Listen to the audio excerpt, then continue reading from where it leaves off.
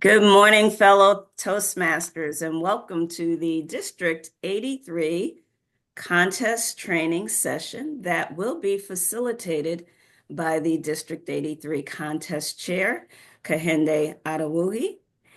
Hopefully, she will give you some tips and tricks on how to run a successful plan, as well as go over roles and any other thing that you may be interested in knowing. As I said, this will be recorded and available on our district website in the future. Keep in mind, Kehinde will be breaking throughout her presentation for Q&A. So if you could just write down what your questions are or anything you would like to add in, please wait until that time. So let's get started. Fellow Toastmasters, District 83 Contest Chair, Kehinde Adewuyi. Thank you so much, Pamela. Can you see my screen? Just to make sure. Yes, we can. Okay, awesome. Thank you so much. Good morning, everyone. Good morning, Toastmasters, and welcome to the District 83 Contest Training. Today, I will be going through the requirement for a successful contest, at all level, be it the area, the division, and the district content, and also the club. This year, the District 83 will be participating in two contests. We'll be participating in the international contest and the evaluation contest. The international contest could go all the way up to the World Championships Public Speaking contest in August, but for the evaluation contest, it caps at the district level. Please be aware that the area contest, the division contest, and the district contest will be an in-person contest this year. Please make a necessary adjustment to your plans. And also, in terms of the timing of the contest, the club level of the contest at the club level should be rounding up around December. And in January, the area contest, January and February will be the area contest. The division contest will be in March, and our district contest will be in April. As Pamela has said, I will be taking questions at intervals during my presentation. Please withhold your question until then. All of this information that I'm going to be presenting today is available in this 2024-2025 speech contest rulebook for your reference. And this rulebook can be found on our Toastmaster website and also on our district website. I will be providing my contact details at the end of the presentation. So if you do have any further questions, please feel free to send me an email. I will be willing to hop on a call or answer your questions through email. Let's begin. Okay, so the club contest or the district contest, it also follows the Toastmasters core value. We have to follow our core value, which is integrity, respect, service, and excellence. The agenda for today. We'll be going through the arrival time, the speech contest roles, eligibility, responsibilities, protest, and disqualifications. For the arrival time, all contest officials have to arrive 30 minutes before the contest. Since we are going to be holding for the area, the division, and the district, we are going to be holding in person. It is very most important for all the contest officials to be at the conference room 30 minutes before the contest, just to make sure that we have everybody all together, and also due to traffic or whatnot that may happen, we have everyone accounted for before we start the program, before we start the contest. And for all contestants, it is advisable for them to be arriving 15 minutes before the contest. But a little bit early, we're not.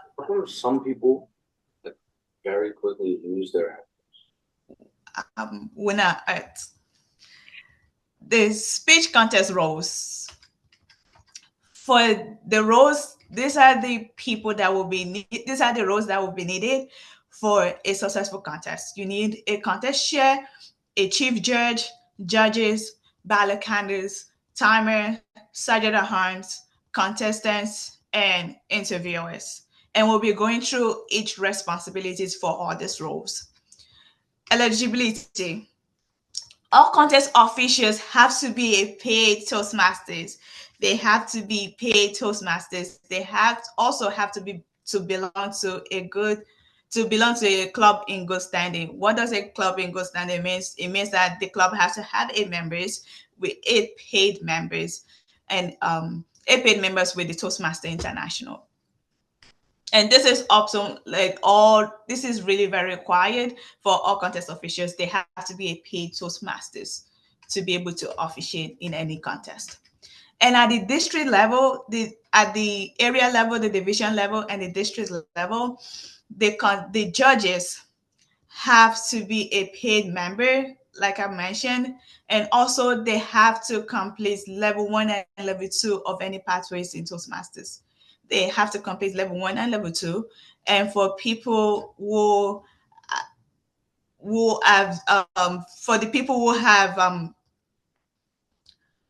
before the rollout of pathways, they can use their competent communication manual as a requirement, but they have to complete safe speech project in the competent communication manual to be able to qualify as a judge. For the contestants' eligibility, like I mentioned, they have to be a paid member in the area, the division, and the districts in which they are competing at, and their club has to be in good standing. For new members, dual members, reinstated members, they have to have their current application with the ward headquarters for them to be able to be eligible to compete. And this is specifically for international speech contest. The contestants have to have level 1 and level 2 of pathways, have to have completed level 1 and level 2 of pathways, of any pathways in Toastmasters. They have to, for international speech, that is the requirements, they have to have level 1 and level 2 completed in Toastmasters pathways. And there is an exception. And the exception is for a new club that just chartered before the contest, that just chartered less than a year, rather. That just chartered less than a year. There is kind of like an exemption for them regarding these rules, because they are not like complete 1 year, but they have to be chartered before the area contest or any other district contest. Does anyone have any questions at this point? I have a question. Sure. So for international speech contest, the eligibility for the contestant, you were saying that has to complete level 1 and level 2 in any of the pathways? Yes. For international speech contest, they have to complete level 1 and level 2 of any Toastmaster pathways learning experience. All right. Thank you. Thank you. Okay. Moving on to the responsibilities. Kehinde, one more question. Sure. Howard Sims. How are you? Can you just go back to the requirements for the judges again? What requirements for the judges? Thank you. So they have to have at least 6 projects in competent communication manual. Okay. All right. Because I know our club, we have a lot of new members. So in terms of trying to secure judges is going to be a little challenge for us, but maybe we can go out to other clubs and ask for help. So thank you. No worries. Thank you. Okay. I have a question on the same topic, actually. Sure. Same thing. I think many of the company, basically ours is a new club, charter club. So can the judges also follow the same rule for a contestant where chartered members can be basically the contestants? You know, where the page you showed about the eligibility for contestant, and there was a criteria where if it is a chartered one, can the members be the same thing? But the judges be the same thing? No, the judges have to have level 1 and level 2. So in that situation, you will have to like reach out to other clubs if they can help with the judging part of it. Okay, got it. All right, thank you. Thank you. Okay. Moving on to the responsibilities of the contest officials. We're going to be starting with the contest chair. And the contest chair is basically in charge of the home contest. The contest chair may have a committee to help them out with the task, but they are solely responsible to get everything done and to run a smooth contest. The contest chair will be selecting the chief judge, the sergeant at arms, the interviewer, and in the case of the evaluation contest, they have to select the test speaker. The contest chair is also responsible in checking the contestant eligibility for them to compete. And to check the eligibility is so easy to do that. You just have to log on onto your Toastmaster International website and you navigate to the CUP Central. And at the bottom right of your screen, you will see the eligibility assistance. You click on that and it will bring you right to this page. And the information that is required for you to check the eligibility of any contestants is their member's ID and their last name. Their member's ID and their last name, you should be able to have it, but you can always ask the members, the contestant themselves, to provide that information, or you can ask your area director or division director. They can always help to provide those information for you to check the eligibility of a contestant. And this is how it's going to look like. Once you put in their name and their ID, it will show you if they are active in a club and if they have also like their renewal or their position or their current position in a club. It is also the responsibility of the contest chair to provide the forms necessary to all the contestants. There are 4 major forms that need to be provided to the contestants for them to fill out. You have the certification of eligibility and originality, and the item number is very there's an item number associated to every form, which makes it easy for you to search on Toastmaster International. And the item number for the first form is 1183. And the second form is the speech contest profile. This is so important for them to also fill out, and providing the current speech contest rulebook, which is the 2024-2025 speech contest rulebook that needs to be provided for the contestants to go through, and also a photo release form, which is also essential to get their consent in recording or taking pictures of them. The contest chair is also responsible in creating and providing the contest agenda. We do have a template on our District 83 website for you to download and modify as you wish, but you have to, the contest chair is responsible of creating the agenda and also providing it to the contest officials. The contest chair is responsible for conducting the contest briefing. The contest briefing has to be done 2 or 3 days before the contest. This is so important to have all the contestants all together and brief them about the rules and regulation of each contest.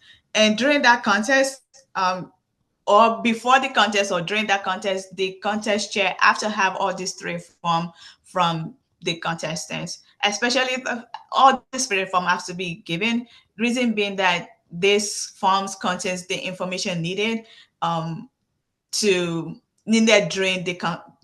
the contest. For example, the title of the speech of the contestants, or the information also required to check their eligibility is also in this contest, in this form. So it is very important for the contestants to submit their forms to the contest chair before or at the contest briefing. At the contest briefing, like I mentioned, the contest chair will be reviewing the rules and regulation of the contest type. And also the contest at this briefing, they will be drawing for the speaking order. And the speaking order, what I've done in the past is just to write the names of the contestant in a sheet of paper and in a sheet of paper and start drawing them for the speaking order. I think that's most effective and most easy. But there are other ways for you to draw the speaking order that is left up to you, or up to the contest chair.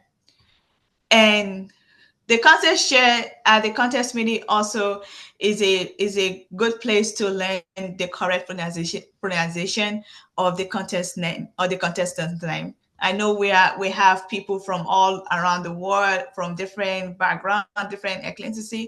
It's so important for the contest chair to get the pronunciation of their name right.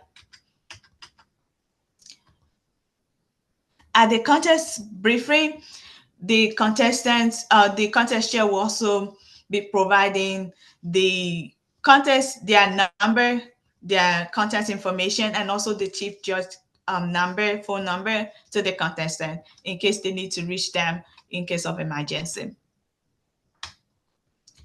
At the contest briefing, one of the forms that needs to be filled out, one of the forms that will be filled out will be sent to the interviewer for the interviewer to be a little more prepared about to be prepared for the interviews of the contestants. And at the time, okay, this is so important. During the contest, all contestants have to be present before the contest chair is introduced. This is very crucial during the contest at all levels, be it the club, the area, the division, and the district. All contestants have to be present before the contest chair is introduced. So basically, if the contest chair has begun the contest and a contestant arrived after that, the person is automatically disqualified to participate. So they have to be present before the start of the contest. And in regards to the evaluation contest, the contest chair is responsible for appointing the test speaker for that contest.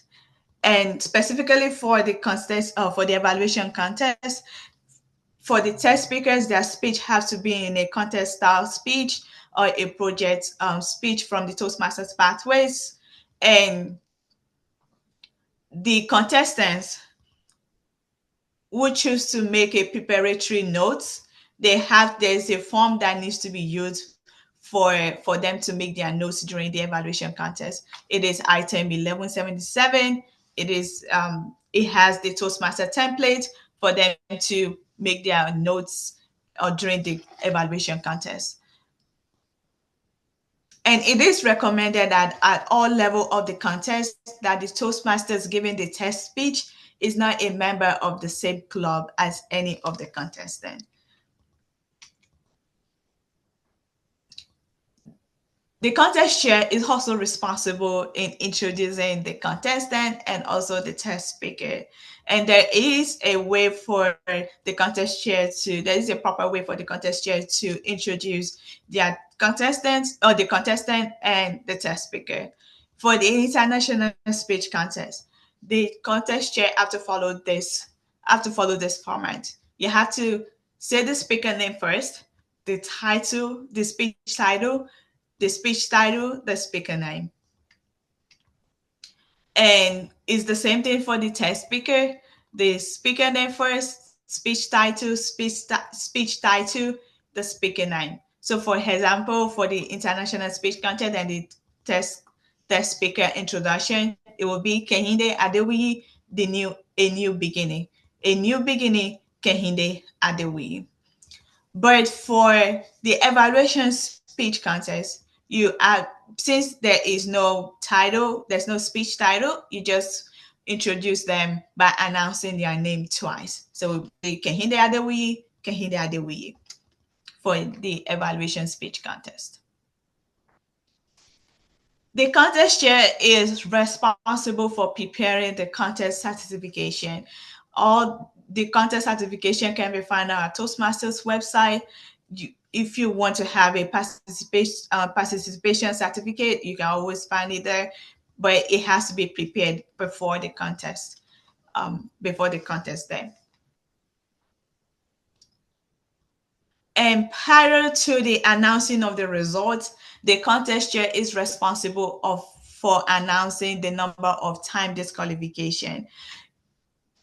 In announcing the time disqualification, you just have to announce how many time disqualification we have, but not mention the name of the contest. The name of the contest is not required to be involved. It's just the number of time disqualification that was had, or that we had during that contest. And in announcing the winner has to be announced in reverse order. And for 3 or more contestants, you announce the 3rd place, the 2nd place, and the 1st place winner. And in the case when you have less than 3 contestants, you announce the 2nd place and the 1st place winner only. After the announcement is made by the contest chair, all decisions are final after the announcement is made by the contest chair. The contest chair is responsible to provide contact details of the chief judge. The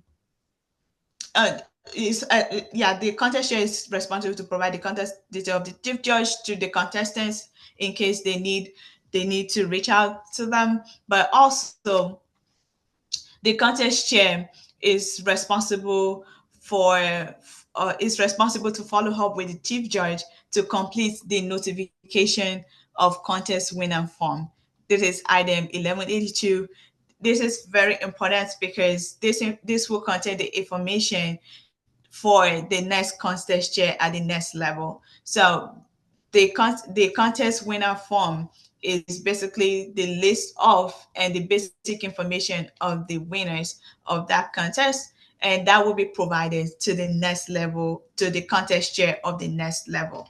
So for example, for the club, they have to fill out the contest winner form, which will be provided to the contest chair of the area contest. Do we have any question on the responsibility of the contest chair?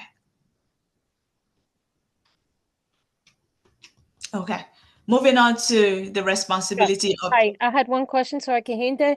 Sure. When you said the part about notification, should that information be shared, for example, at the club level? Should that go on to the area director for that notification? And should the area director then be responsible for sending that to the division director so we know who's so the proper officials know who's completed and who's advancing? Got it. Yeah. If you know the contest, if you know the next level contest chair, you can share it to them, but you can also copy the area director or the division director in an email, or how you want to pass that information along. But you can also always send it to the area director or the division director, and they can make sure that it's given to the appropriate person. Thank you so much, Kehinde. Thank you.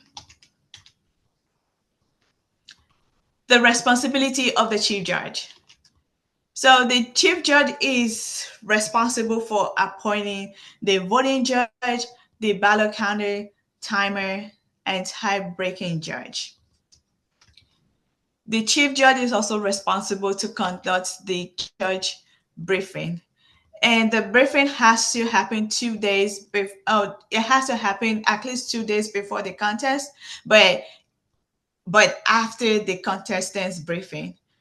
Because after the contestant briefing is because all the information needed by the chief judge to do their briefing will have to be provided after the contestant briefing. For example, the drawing, the speaking order of the contestants, that will be done at the contestant's briefing. So that information is needed during the judge briefing. That is why it is important to have the judge briefing after the contestant briefing. The chief judge decide on how the ballot counter will receive their ballot. how they will communicate to receive their ballot. It can be through, since it is an in-person meeting, so I would assume it's going to be like you'll be collecting the ballot from the ballot counter. But if there is for any reason you have you can't collect it, there needs to be a alternative to collect the ballot from the ballot counter. And also the chief judge is responsible to provide the contact information of the contest chair and to provide all judges with the contact information of the contest chair, the chief judge, the ballot candidate. The chief judge is responsible to provide the judge's guide and the ballot for each contest that is being conducted. So for the international speech contest, the ballot and the judge's guide is a little bit different from the evaluation contest. So all this information can be found in our speech contest rulebook, and this needs to be provided to the judges by the chief judge. The chief judge has to also provide the judge's certification of eligibility and code of ethics to all the judges for them to complete and send back to the chief judge. The chief judge also is responsible during the judge's briefing to explain or answer any questions of the counter tally sheet. The counter tally sheet is very explanatory, but in case any of the ballot candidate have a question, the question will be directed to the chief judge to answer. The chief judge is also responsible to review the timer's report or the timer's record sheet with the timer. Is also very self-explanatory, but in case the timer have a question, their question is directed to the chief judge to answer. The chief judge has to ensure that the timer have the appropriate time cards. It can be something similar to this, but the chief judge has to make sure that they have the appropriate time cards, the red card, the green card, the red card, the green card, and also the yellow card. In terms of the timing of the judging, so during the contest for international and for both international and evaluation contests, there will be a 1 minute of silence between the contest speech. So between each contest, there will be each contestants rather, there will be a 1 minute silence during the contestant speech. And between, if you are doing the contest together, like the international and the evaluation contest together, there will also be about like 5 minutes silence between transitioning from one contest to the another. And after the end of each contest, there will be a 5 minutes. There will be also a 5 minutes moment of silence for the judges to wrap up their ballots. 5 minutes? I'm sorry, you said? Was that 5 minutes for the wrap up and the addition, or is that 1 minute? 1 minute in between the contestants and 5 minutes at the end of the contest. Okay. Thank you. It is the responsibility of the chief judge to oversee the counting process. It is so important for the counters, the ballot counters, to ensure they count twice for accuracy, but it will be overseen by the chief judge. The chief judge will be the one to provide the placement of all the contestants to the contest chair. And this is also important that the tie-breaking judge does not attend the judge's briefing. The tie-breaking judge is only known to the chief judge, and they have to meet separately. All ballots and tally sheets, the timers, reports have to be kept by the chief judge until after the winners have been announced Then thereafter, the winners have been announced. The chief judge have to destroy the ballots, the time records, and the tally sheet. That cannot be shown to anyone. Boy, Clement, she wasn't there. Why do you eat that bright light? For the voting judges at all levels, they have to remain anonymous when practical. The voting judge have to remain anonymous when practical at all level. And in terms of like how many judges do you need for different level? For the club level, you need 5 voting judge, one tie-breaking judge, 2 ballot counters, and 2 timers. For the area contest level, there must be an equal number of voting judge from each club, if that is the way you want to go with selecting your judge. But the alternative is you have to have a minimum of 5 voting judge, and also all the other officials that will make the contest work, such as the contest chair, the chief judge, tie-breaking judge, 2 ballot counters, and 2 timers. And on the division level,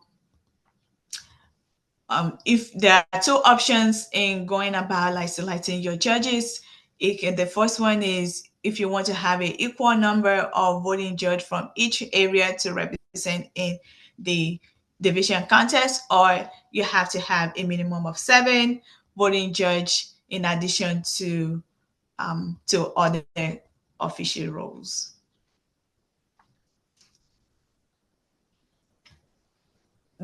On the division level, the chief judge, the voting judge, and the tie-breaking judge must not be a member of any club in which a contestant is also a member. This is also very important to abide by. And for the district contest, is also the same thing. Have a equal number of voting judge from each division in the district, or you have a minimum of 7 voting judges, and also the other contest official. And the same rule applies in regard to the chief judge, the voting judge, and the tie-breaking judge must not be a member of any club in which the contestant is also a member. Is there any questions regarding the role or the responsibility of a chief judge? Yeah, I have a quick question. So on a club level, there has to be 5 judges. Is it basically a minimum of 5 judges? I understand for the district and the area and the division part, but for the club, there has to be 5? Yeah, there have to be 5 judges for the area. Oh, for the club, yes. For the club, okay. Yeah, thank you. Kehinde, I have a question, if you don't mind. One of the things that I was curious about, as an area director, if not all my clubs in my area will be sending a contestant, and I want to get representation from each of the clubs at the area level to be judges, must I include representation from the club that's not sending a contestant? Can you clarify that, please? Yes, you can, because as we all know, we need to getting a judge can be a little bit tasky. So it would be a great opportunity to have people from other clubs to participate, and especially if they are not sending anybody to compete. Okay, but if they're not sending a contestant, do I have to have representation from that club? So the representation is basically how you want it to have it, because there are 2 ways for you to select your judges, right? There's one way that if you want to go by having a equal representation of judges in each area, is an option. But the other option is just selecting, is also having 7 voting judges. So if you want to go by, you want to have you want each area to produce a judge, you have to have an equal number of voting judges. Okay, but I was talking about the level back at the area level. I'm sorry. That's okay. Just for clarity, so I understand. if one of the clubs in the area is not sending a contestant, must I have representation from that club if they're not sending a contestant? Does that make sense?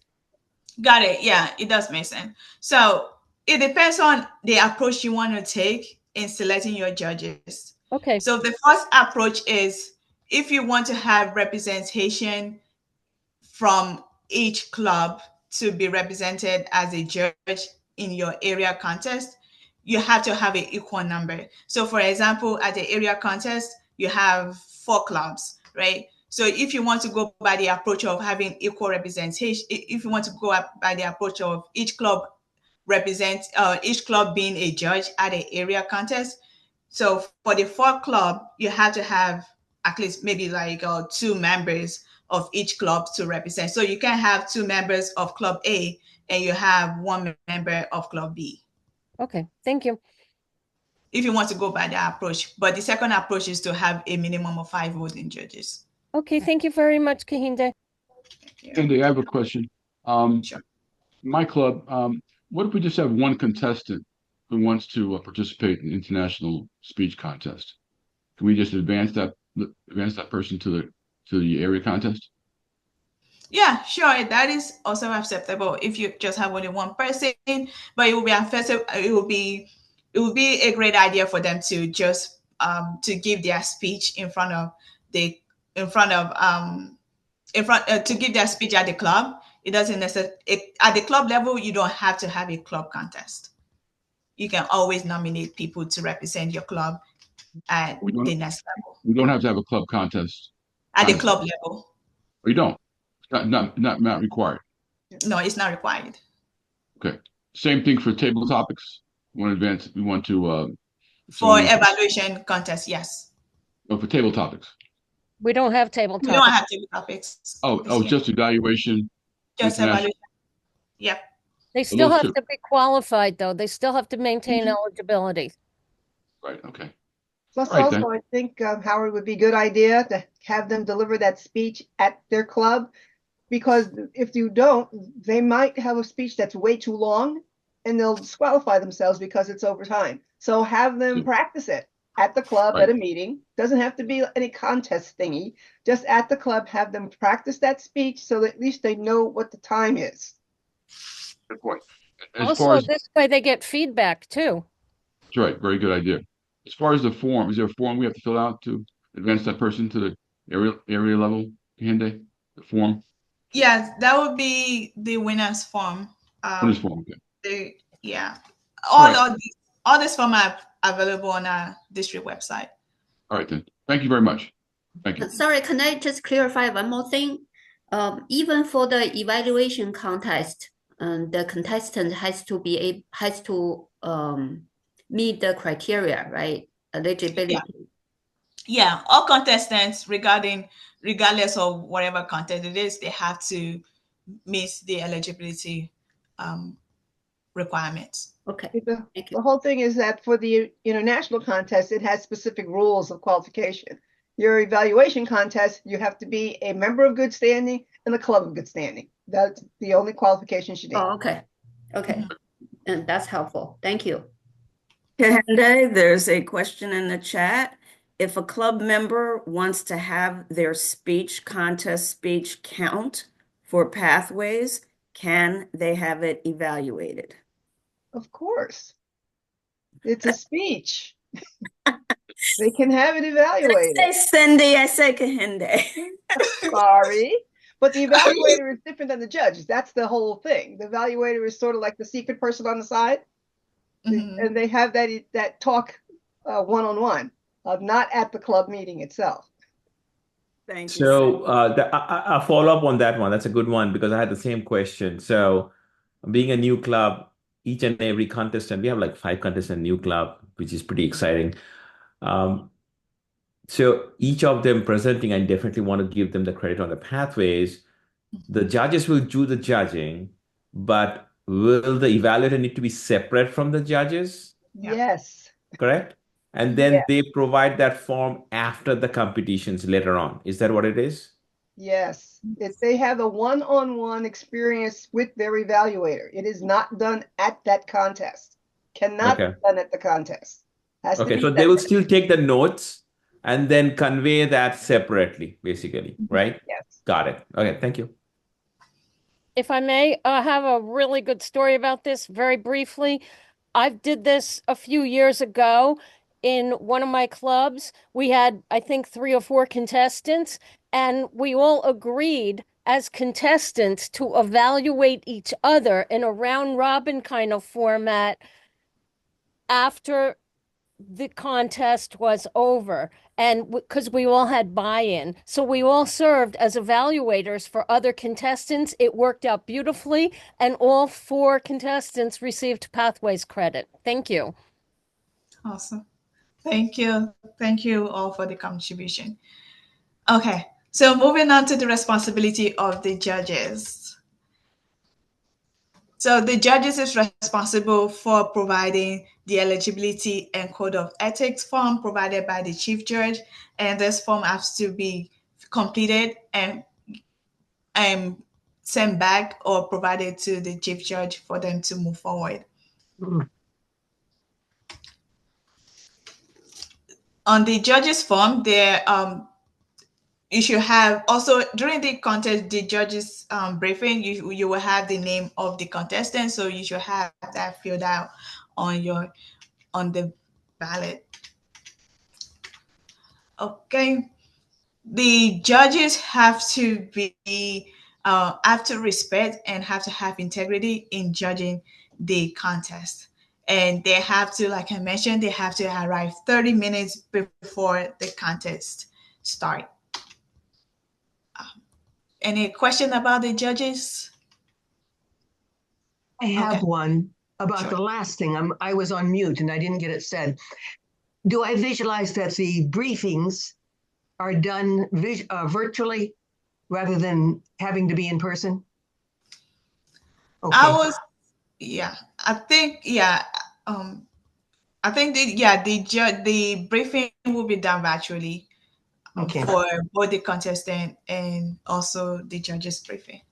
Yeah, just to clarify for you, Margaret, because the contests above the club level are in person, we're not expecting you to drag everybody in person to do a briefing a few days before. So the briefing may be done virtually. The contest will be in person. Thank you all. That's good. Awesome. Responsibilities of the ballot counter. The ballot counter will be provided by the chief judge, the counter tally sheet, and the ranking, like I mentioned, is straightforward. But for the first place ranking, they will be scored 3 points. The second place ranking will be scored 2 points. The third place ranking will be scored 1 point from each judge's ballot, and everything will be added together. And that is how you will determine your first place winner, the third place winner, the second place winner, and the first place winner. But please ensure that the ballot, the counter tally sheet is counted twice for accuracy. Do we have any questions for the ballot candidates? So just to clarify one question, sorry, and you may have said it, just to double check. So every judge is marking the points for their top 3 choices, and therefore the 3, 2, 1, is it? Yeah. So on the sheet, every judge is ranking the first place. At least there will be some requirement, right? There will be some requirement for them to follow, but they will be ranking the first, the second, and the third. But when it all comes to the ballot candidate, there's also a sheet that they have to put the ranking of each judge, and for each ranking, there's a point associated with it. So after all, they have put everything together, they had to add it up, and that's how they determine the first place and the first, second, and third place winner. Okay. If I may interject, because I just want to make sure there's no confusion. The tally sheet that she's referencing here is the ballot counter tally sheet. The judges form is different. It's a scoring based on different criteria. So just make sure you understand that. Okay, got it. So judges mark their points against each criteria. All of those will add up to a certain number of points, and therefore the first, second, third. The tally person is just. I mean, it's so the 3, 2, 1 is only applicable for tally. Okay, got it. Makes sense. Thank you. Right. Okay. Responsibility of the timer. Like I've shown before, the chief judge have to provide something similar to this, a timer card for the timer. And if the timer also have one, that is also great to bring along. But the responsibility of the timer is to time the contestants, and the contestant will be timed by their first definite verbal or non-communication gesture to the audience. So the time begins at the first word of the timer or a verbal gesture of the timer or of the contestants, rather. The first word of the contestant or the verbal or the non-verbal gesture of the contestant. That is when the timing starts. So it is highly recommended that you have 2 timers to time both speech. 2 timers to time both speech, but only one timer will be raising the time card to notify the contestant. But it is recommended to have 2 timers, and both timers will be timing the speech, and they will be recording those time for the contestant. And for visually impaired contestants, we have to accommodate them. So prior to the contestants, there must be an agreement on how they want to be, one, about their timing, or to be signals about the timing of their speech. There are some acceptable ways that we can always use to make sure that they have the right timing. You can use a buzzer, you can use a bell, or you can use or somebody can be announcing the time, like 5 minutes, 6 minutes, 7 minutes. I've been in a contest where the timer was announcing vocally how many minutes that has been spent, like 5 minutes, 6 minutes, and 7 minutes. And that is all acceptable. For the timer, we'll be recording the timing in the time record sheet. And also there's an instruction on that sheet for the timer to follow the appropriate steps. All speech delivered by the contestants must conform to the timing guideline for the contest. For the international contest speech, the speech is between 5 to 7 minutes. For the contestants is disqualified if they speak less than 4 minutes, 30 seconds. So they have to speak more than 4 minutes, 30 seconds, and anything more than 7 minutes, 30 seconds, they are disqualified. And for the evaluation contest, the contest speech. In 400 feet, turn right on Holiday Drive. The contest speech is between 2 to 3 minutes. The contestants will be disqualified if they speak less than 1 minute 30 seconds, and also will disqualify if they speak more than 3 minutes 30 seconds. Any questions regarding this, Amy?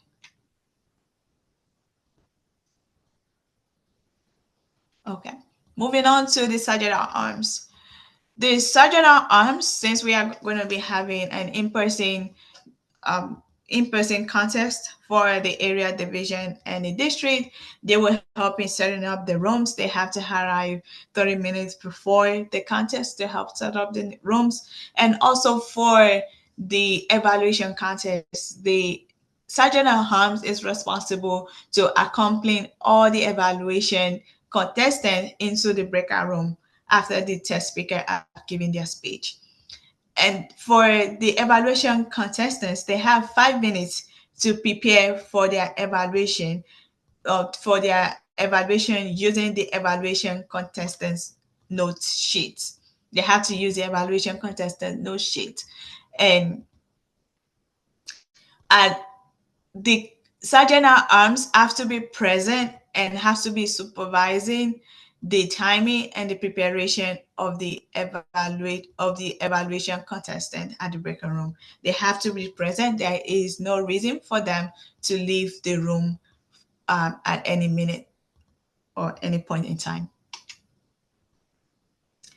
The sergeant at arms have to make sure that the contestants are not using any device or any digital device during the evaluation, at the breaker room, to gain an unfair advantage. They have to make sure every device is turned off and no one or no contestant is using any digital device.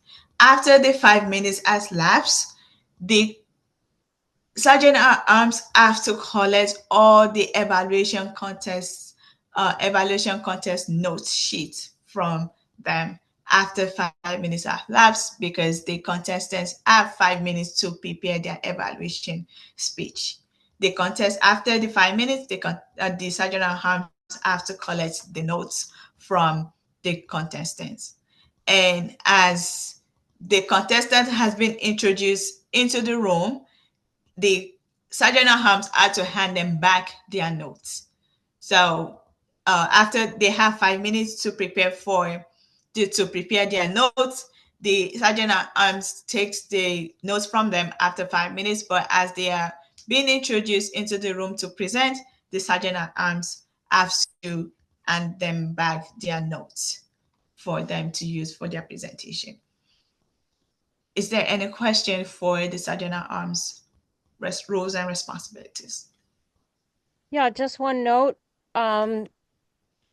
Since some people have not participated in in-person contests at all or for quite a few years, it might be a good idea to remind contestants to place their name at the top of their contestant note sheets. This way, the sergeant at arms knows who to give which sheets back to. And it also might be a good idea to have more than one sergeant at arms if you have one in the breakout room and then one monitoring the door to the contestants' room, to the main stage room, and handing the sheets back, something of that nature. Thank you. Yeah, I wanted to mention that because earlier in the presentation, Kehinde showed that you should have 2 sergeant at arms. Again, this is the in-person. It's a minimum of 2. Sometimes you might need 3. But the reason you need 2 is there's 1 sergeant at arms that gets sequestered to the room with the contestants for the evaluation. They're responsible for that. But also, the sergeant at arms must man the room during the contest, because no one should be allowed to enter the room when a contestant is speaking. That can be disruptive. So the sergeant at arms mans the door and makes sure no one enters during the time a speech is occurring. In other words, you're a bouncer. A gentle bouncer, yes. The good thing about having 2 sergeant of arms is that the timing, because you give them 5 minutes. When you get them into the room, both of the sergeant of arms start the clock. So that way they get the full 5 minutes instead of somebody trying to guess, oh, I think they've made it there by now, and then starting the clock. For a speech contest, is there a rule for them to be separated, or they can be in the same room? Everybody can be in the same room, correct? Correct. For a speech Okay. contest. They don't have to leave the room. All right, got it. Unless Thank they you. really want to. The other thing that's really good to mention, Kehinde might be saying this a little later on, is it's a really good idea to have the contestants in the front row. This way they don't have to be sprinkled in the audience. They don't have to be seated next to a judge, and they're right there. When they're introduced, they can go right up. No waiting for them, to struggle through rows and rows. Thank you. Thank you. Thank you all for your contribution. Okay, responsibility of the contestants. The contestant, like I mentioned before, they have to fill out the necessary form and return that back to the contest chair. They have to fill out their speaker certification, the speaker certification of eligibility and originality form, the speech contest profile form, and the photo release form. And that needs to be provided to the contest chair in a timely manner. And this is the sample of the speaker certificate of eligibility and originality form. And this has the requirement for, this contains the requirements for the contest chair to check the eligibility of each contestant on the Toastmasters platform or website. The contest chair, the contestant has to arrive 15 minutes before the contest, but it doesn't hurt if they arrive 30 minutes just to make sure that everybody got there safely, and also the contest is started on time. The contestants have to know the contest rule for each contest that they are participating in, and all this information will be in the speech contest rule book. And for example, like we just mentioned about the evaluation contest, that the contestant has 5 minutes to prepare, and handing over, after the 5 minutes is over, they have to hand in their notes to the sergeant at arms, and it will be handed back to them as they are introduced to present. For disqualification of a speaker, 25% of or less of their speech may be devoted to quoting, paraphrasing, or referencing another person's speech or content. Any quote, paraphrase, or reference content must be identified during their speech presentation. So they may not use quotes, or their speech may not contain anything more than 25%. It has to be 25% or less in their speech if they want to use any quotes, referencing, or paraphrasing in their presentation. And also, contestants must now reference another contestant or speech presented by another contestant during their speech at the same contest in which they are competing in. Then we have the time disqualification. Like I mentioned that before in few slides back, the time disqualification for international contest is this is anything less than 4 minutes 30 seconds and anything more than 7 minutes 30 seconds. And for the evaluation, is anything less than 1 minute 30 seconds and any time less than 3 minutes 30 seconds. Any questions regarding disqualification? Sure. How do you announce the disqualification? Is it immediately after the speech? The disqualification will be announced before announcing the winner. And the way you do that is you just announce the number of disqualification. You don't announce the name of the contestant. So let's say, for example, there are like 2-time disqualification. All what the contestant, the contest chair have to do is just like, we have 2-time disqualification. That's it. That's all they have to announce. We have 2, or how many number of time disqualification you do have, and they don't have to announce the name of the contestant. Okay. I have one more question.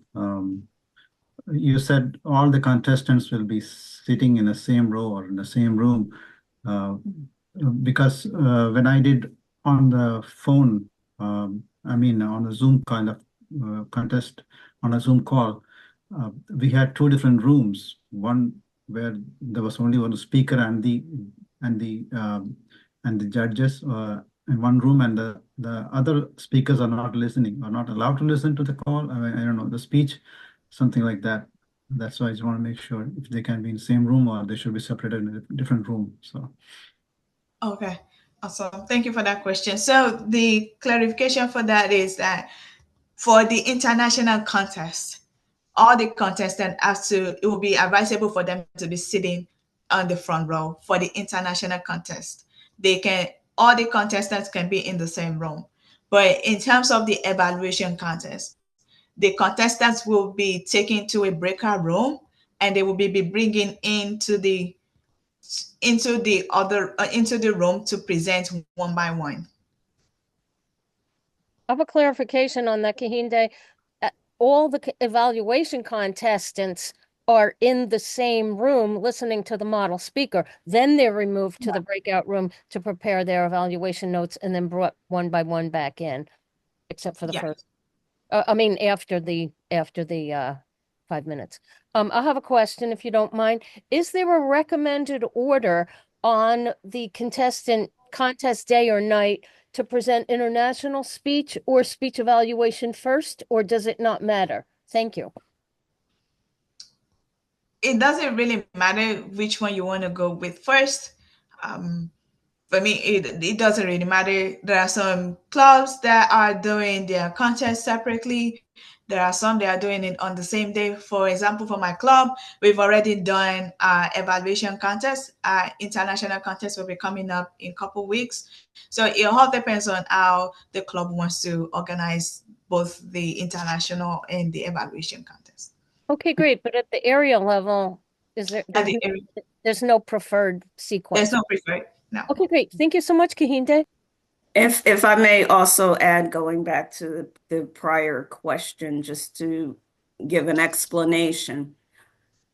Of course, we're covering District 83, which will only be doing international and evaluation. However, for evaluation contests and table topics, the reason we sequester the people in a separate room and bring them in one by one is to make sure everyone is on an even level in the contest. If you allow everyone who's doing an evaluation or everyone that's doing a table topics to be in the room to hear the person who presents before them, they get an unfair advantage because now they're like, okay, that person said this and let me change my response and let me do this, or I can top that. That is what you are avoiding in those contests. And those are the only ones, because on the prepared speeches, whether it's international, tall tales, humorous, whatever contest it is, your speech is your speech. What a person does before you should not affect your current speech. Kehinde, I have a question. And maybe Pamela can address this also. I'm just a little unclear about something. So at our district level is only having two types of contests, the international and the evaluation, correct? Yes. Now, what happened to table topics and tall tales? I'm just kind of curious about that. Those contests. I will address that.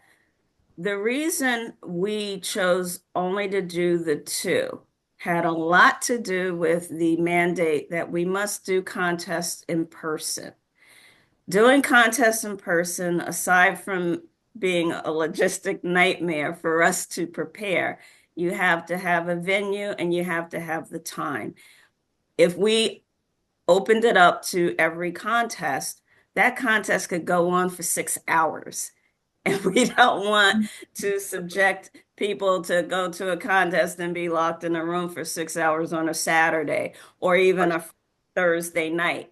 So time-wise, we felt it was best, one, because we must give international every year. So that was one chosen. And then we chose the evaluation. And we will alternate in the next year with a different speech, probably, I'm guessing table topics. I don't know at this point, but it was more because of the in-person element that adds to the time and, of course, locations. Thank you. You answered my question. Thank you. But there's nothing that says that you can't do other contests at your club level. Just that the district has decided that the district contests are only those two. because your club might want to have a table topics contest just for the fun of it, which they can do, or a humorous speech contest for the fun of it. But it's not going beyond your club. So I see. Very good. Thank you.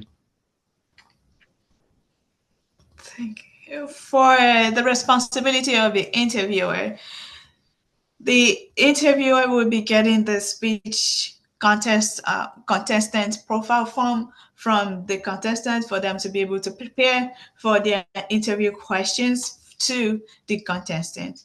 The interviewer must make sure that they are equitable in their questions and also mindful of time during the interview session. Now we want to talk about the protest and disqualifications. Protest and disqualification. So protests are limited to eligibility, originality, and the reference of another contestant's speech. And this has to be logged in by the voting judge or the contestant.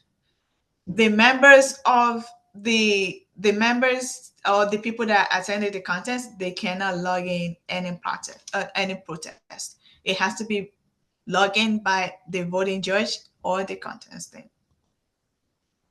And this has to be done prior to the contest being adjourned. Any protest or disqualification that needs to be brought up by the contestant or the voting judge, it has to be done prior to the adjourning of the contest. The chief judge, the contest chair, the voting judges, and the contestants must not consider protests from the audience member. Like I mentioned, the audience member are not allowed to protest or raise any protest. Before the contestants can be disqualified on the basis of originality, referencing another person's or another contestant's speech, the contestants must be given an opportunity to respond to the voting judge. The contestants have to be given an opportunity to respond to the voting judge, and the majority of the voting judge must concur on the decision to disqualify a contestant. The contest chair can disqualify a contestant on the basis of eligibility if they don't meet the requirement that is necessary. For example, in terms for the international speech, if they are not in a good standing, or if they have not paid their dues, or not in a good standing club, they will not be qualifying to participate in the contest.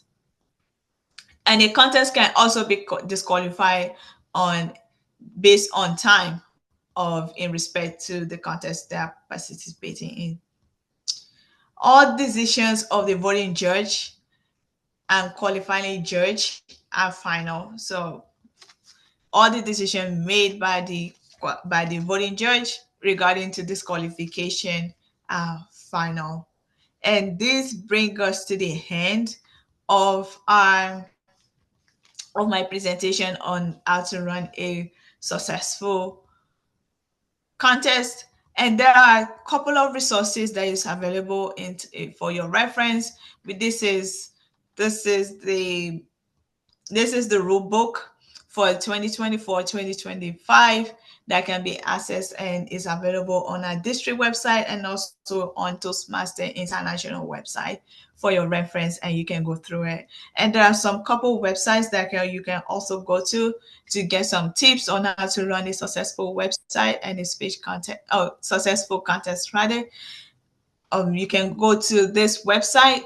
It is also available on our district, on our Toastmaster International website. You can also always access this website there, and it will give you more information on how to run contests on all levels of the district. And this is more resources if you want to watch a tutorial on speech contest, and also more resources. So there are so many resources out there for you to for you to go through for in order to have a wonderful contest.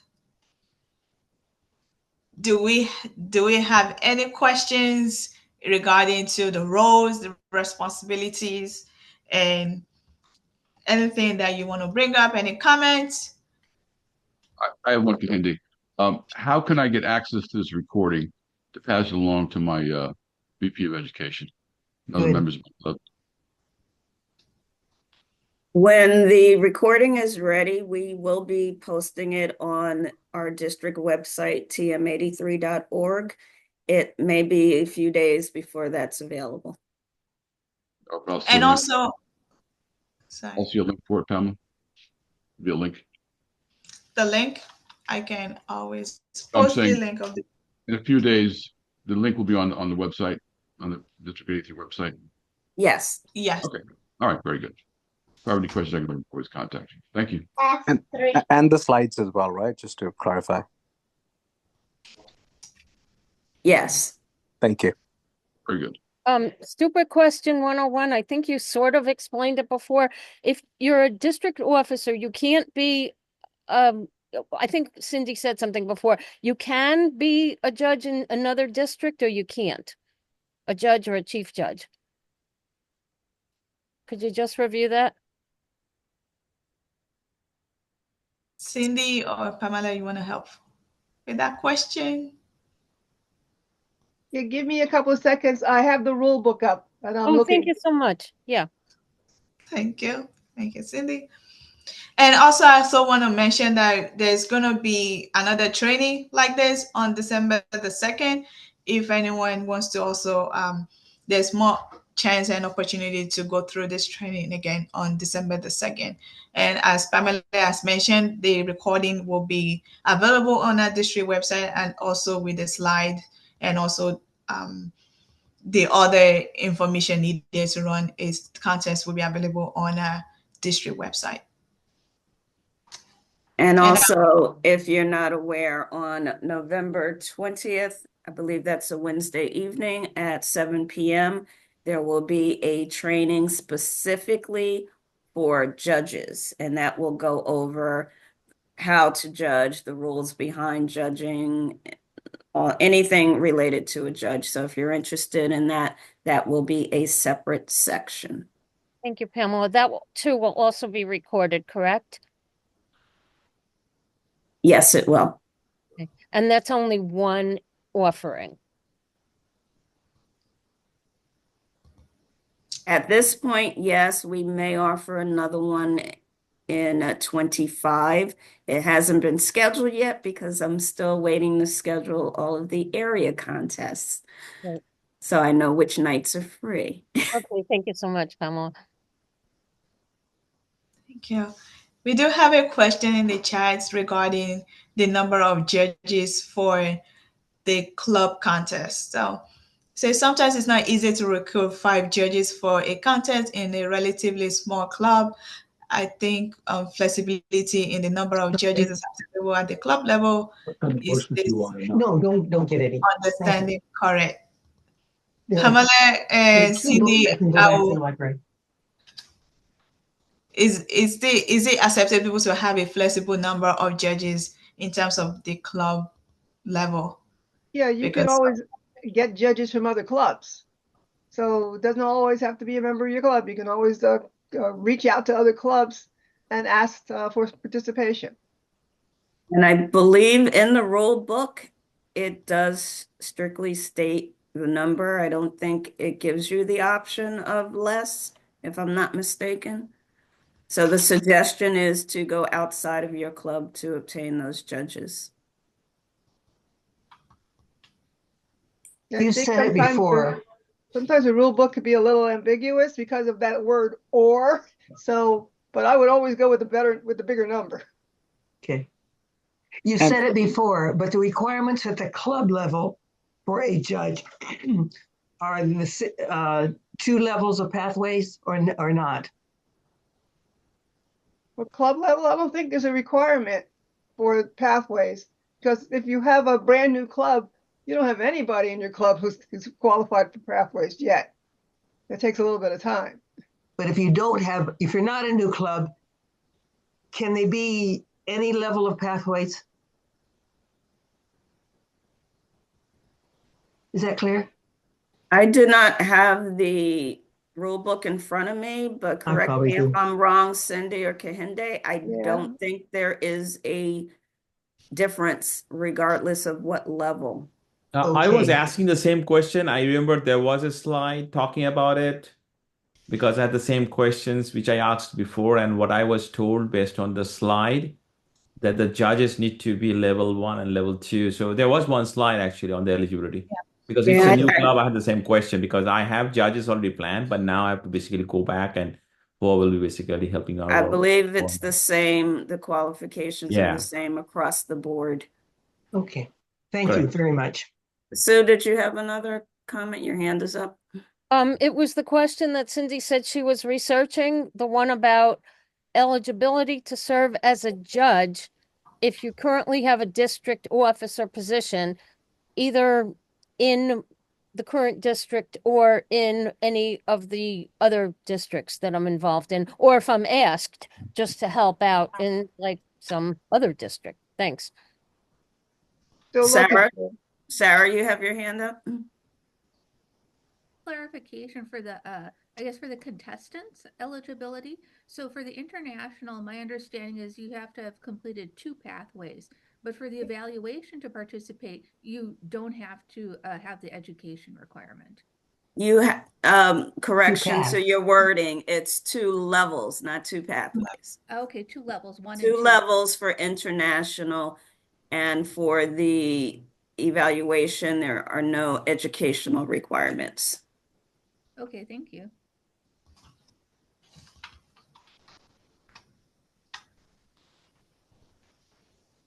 Do we have any more questions? If it's too much to research right now, Cindy, you can get back to me separately, so we don't tie up the length of the training this morning. Thank you. Yeah, I'll do that because I'm in the section about qualification of judges, and I'm reading everything. So I just want to make sure I get it all right. Thank you so much, Cindy. I appreciate that. Yeah, you can talk to me offline. Well, we'll send a response to everyone that is here today, just so that everyone gets the response to that question. For Thank you so the, much. this is Juan Mataliano, Division E Director. For the qualification for the judges is in the rule book on page 8. Thank you. On page 8, okay? And is written right here. I'm looking at it. And for at the international speech contest, quarterfinals, semifinals, and the world champion of public speaking, a pay member for minimum of 6 months. So go to page 8. In the contest rule book is written there. And page 8 and page 7 is to be a chief judge, voting judge, and that's page 7 at the bottom, or tie-breaking judge at a Toastmasters speech contest. You must, or eligibility requires, identify below at a club level to be a pay member, at an area, division, or district contest. And I read it before. So it's all there on page 7 and 8. Okay. Thank you, Hoa. Sure.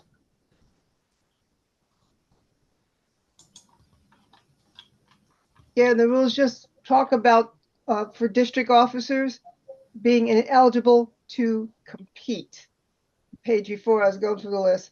So it doesn't say anything about them not being eligible to judge. So they have revised that. Yeah. Okay. Thank you so much. And please also fill out the feedback form in the chat. Pamela has put the link in the chat. It will be so helpful for you to fill out the feedback form to see where the improvement can be made for our next. Could you say the date again for the judge training, please? The judges training is Wednesday, November 20th at 7 p.m. Eastern Time. Thank you.